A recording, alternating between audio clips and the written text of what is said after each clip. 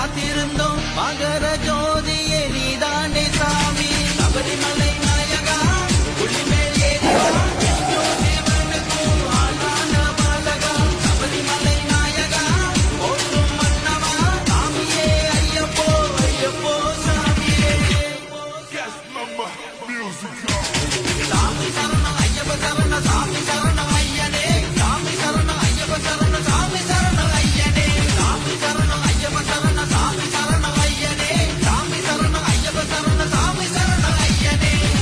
சுவாமியே சரணமையா ஐயப்பன் உண்மையான பக்தன்.